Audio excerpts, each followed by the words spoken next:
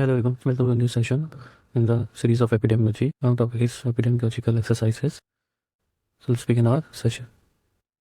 Our specific learning objectives are to define epidemiology and classification of epidemiological study design, to solve epidemiological exercises on case control and cohort study, and to calculate the morbidity indicators.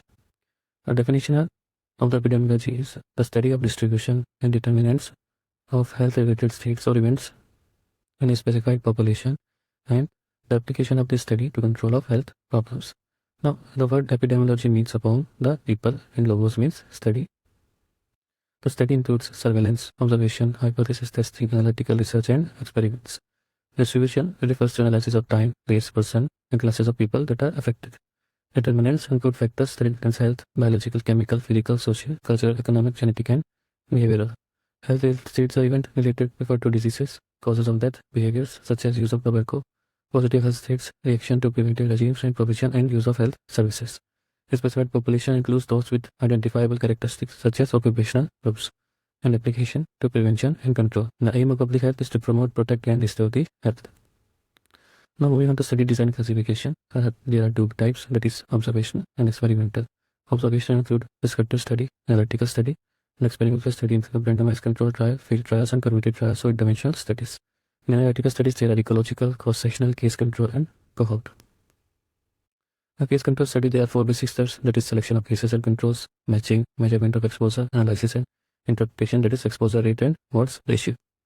Now, what are the information involved in the case control study? It is exposure rate among the hypotheses, that is A upon A plus C, is A upon A plus C, that is the exposure rate among the hypotheses. Exposure rate among non-hypotheses, that is controls, that is B upon B plus T, and odds ratio, that is the cross product ratio, that is AD upon BC, AD upon BC. Interpretation, the risk of disease is dash times in exposed therein non-exposed. So if odds ratio is equal to 1, there is no association. It is less than 1, negative association. More than 1, there is positive association. Okay, now move on to example, that is construct 2 by 2 contingency table. Suppose you have the following data of 130 individuals, 60 are hypertensive, 30 of whom are using OC+, 70 are non-hypertensive, and 25 of whom use OC+. So this is a 2 by 2 table. OC pills, non-OC pills, the users are this side, and hypertension is on the horizontal axis. So this will be a 2 table. And odds ratio will be AD upon BC, that is A into D, 13 to 45 into 25 into 30. So AD upon BC. The odds ratio will be equal to 1.8. The odds of being a hypertensive are 1.8 times higher among OC users compared to non-OC users. It indicates a positive association between OC use and hypertension. Now I will calculate the exposure rate and odds ratio. The table is given, already prepared. A study was carried out to find the association between the congenital malformation and maternal smoking. So maternal smoking is one side and congenital malformation on the other side. This is the data given to you. You can calculate the exposure rate and odds ratio and comment in the video below. Now the scenario is right in this case. It is the data of the case control study to study the association between the use of seatbelt and occurrence of head injury. So which data will be correct and why? I think scenario 2 will be correct. Now this is the final question that will be asked in your examinations. So the hospital study was conducted to explore the relationship between cigarette smoking and the development of lung cancer. The investigator selected 80 patients diagnosed with the lung cancer and 120 patients as control. Among the diagnosed patients of lung cancer, 60 were smokers, while the non-controls 40 reported being smokers. So constructed 2 by 2 contingency table and calculate the exposure rate and determine the odds ratio. So this is a 2 by 2 table. Exposure rate will be 75% among cases, 33% among controls, and odds ratio will be 6.0. That means odds of developing a lung cancer are 6 times higher among smokers than non-smokers. Now moving on to cohort study. So basic steps are selection of study subjects, obtaining data and exposure, selection of comparison group, follow-up, and analysis. So this is a 2 by 2 table, premise 3. Now what we have to calculate in the cohort study, that is incidence rate among the exposed, incidence rate among the exposed. The incidence is A, that is disease, in the exposed, the respective percent. So A upon A plus B. And next is incidence rate among non-exposed. So that is C upon C plus D. So incidence rate in exposed is this. Incidence rate among non-exposed is C upon C plus D. Relative risk is incidence of disease among exposed divided by incidence of disease among non-exposed. Next is attributable risk. So attributable risk is calculated by incidence in exposed minus incidence in non-exposed upon incidence in exposed into 100. Interpretation is percentage of disease can be attributed to the exposure. Now there is a population attributable disease. Just it provides an estimate of the amount by which the disease could be reduced in that population if the suspected factor were eliminated or modified. So population attributable risk is incidence among total minus incidence upon among non-exposed group divided by incidence in total population into 100. So interpretation is if we eliminate or reduce the level of smoking, then there will be -% annual reduction in incidence of lung cancer. So research for 1,000 adults for 5 years to study the effect of smoking on lung cancer, calculate the incidence in exposed and non-exposed, relative risk, attributable risk, and population attributable risk. So these are the answers. So data of the cohort is given, and you can calculate the relative risk, attributable risk, and population attributable risk. Another example of cohort. Then what are the morbidity? What is a morbidity? So morbidity is defined as the any departure, subjective or objective, from the state of physiological well-being. So morbidity is generally measured by the following indicators, that is incidence and prevalence, notification rate, admission rate, admission discharge rate, duration of hospital stay, and spells of sickness. So morbidity is incident rates, shell incident rates, that is attack rate, secondary attack rate, and prevalence, that is point and period. So incidence rate is number of new cases occurring in a defined population during a specific period of time. So incident rates, number of new cases about population at risk into 1,000. So population at risk is very important. Unit of measurement is per 1,000 per year.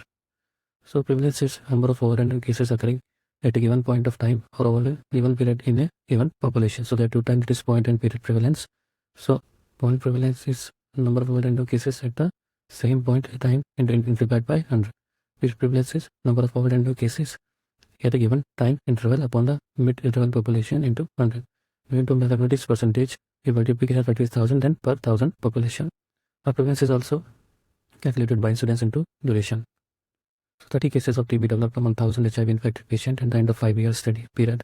Calculate the incidence and interpret your result. So 30 upon 1,000 into 1,000 is incidence. So 30 per 1,000 HIV patients.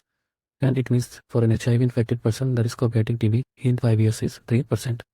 Now, if 1,000 at-risk population 20 develop a disease during 1 year time period, calculate the incidence rate. So incidence is 20 by 1,000 into 1,000. That is 20 per 1,000 person per year. And if 1,000 persons were followed for 1 year, 20 will develop the disease. Now calculate the prevalence of the given. So incidence is 10 cases per 1,000 population per year.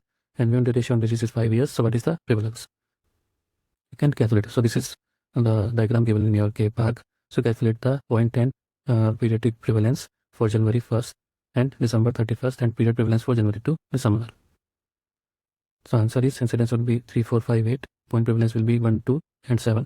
Period prevalence for December 31st, point prevalence for December 31st will be 1, 3, 5 and 8 and period prevalence will be 1, 2, 3, 4, 5, 7 and 8. Now this is another example, very good example. So APHC catering 30,000 population has given data about the tuberculosis from January 2008 to December 2008. So this is the data. One side is tuberculin positive, that is infection positive. Its sputum positive, that is disease positive. And particulars are given, that is old case, new case and total. So what is the infection? Infection refers to those with tuberculin positive. Disease is clinically diagnosed. Incidence is new cases during that period. Prevalence is old plus new cases. These we will know. Now what are the answer? Incidence of infection is 540 upon 30,000. So infection is this column vertical. So infection is number of incidence of infection is number of new cases upon 30,000 population. Prevalence is number of new plus old cases, number of new plus old cases, 540 plus 11,160 upon 30,000. That is prevalence of infection. Incidence of disease is number of new cases, that is 25 upon 30,000. Prevalence is 25 plus 76 upon 30,000 into 1,000. That is the answer. So these are the answers for the given example. Now what are the attack rates? So attack rate is number of persons affected upon number of persons exposed into 100.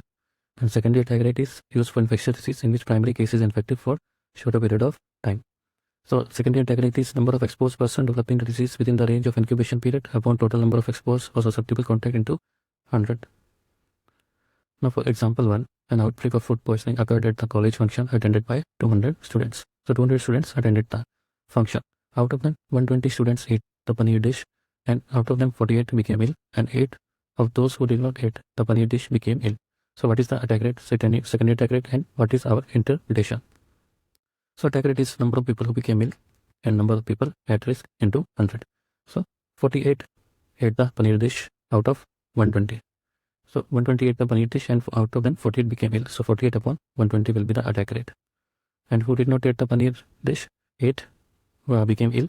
That is 8 upon 80 into 100, that is 10%. So we can easily see that 40% is greater than 10%. So who ate the paneer are most likely to be the source of infection. So paneer dish is likely to be the source of infection. Now this is an example of secondary attack rate. So in a family of 6, 1% develop measles. Within the next 2 weeks, 3 more family members develop measles. Assume all 5 members were susceptible or non-vaccinated. What is the secondary attack rate? So secondary attack rate is number of new cases among the contacts divided by number of susceptible contacts exposed into 100. That is 3 by 5 into 100 equal to 60%. Thank you everyone. Like, share and subscribe to my channel if you enjoyed the video, and do comment if any improvement is needed. Thank you so much.